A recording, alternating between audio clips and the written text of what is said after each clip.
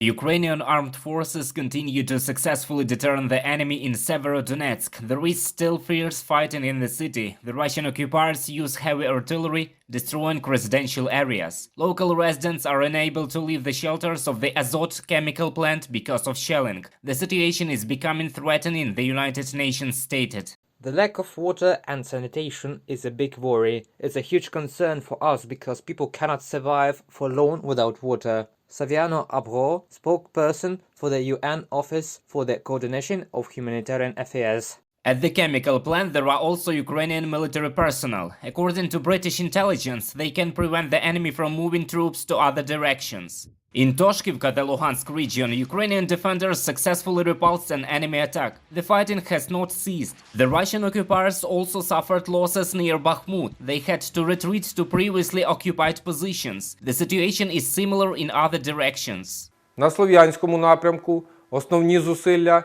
The Russian army is concentrating its main efforts in the Slovyansk direction and continues its offensive towards Izium Slovyansk. The enemy was unsuccessful in its assault in the direction of Dohenke-Krasnopilla. It attempted to improve the tactical situation in the area of Dolina. The Ukrainian military gave a decisive counterattack and forced the Russian occupiers to retreat. The Ukrainian defenders managed to achieve some success on the battlefield in the Kharkiv region. Fierce fighting continues in the Izium direction. The Ukrainian armed forces and territorial defense forces launched counterattacks against the enemy, liberating some settlements in the outskirts of Izium. These are the villages of Spivakivka and Zavody.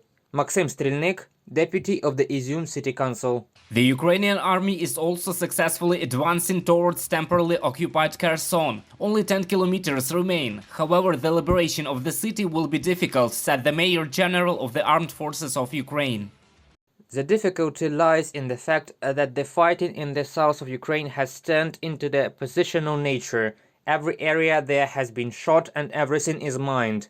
But despite this, the armed forces of Ukraine will definitely liberate Kherson. Dmytro Marchenko, Mayor General of the Armed Forces of Ukraine. The Russian occupiers shelled Apostolova and Zelenodolsk in the Dnipropetrovsk region again, using Uragan multiple rocket launchers. A number of apartment buildings were damaged. There were no casualties. The enemy launched 5 missiles from helicopters targeting the Sumy region. 6 people were wounded and 1 person was killed. The city of Mykolaiv was also targeted. A shell hit a residential building, 6 apartments were destroyed. 5 civilians were hospitalized. Guys, this is the second floor. Grandma was carried out.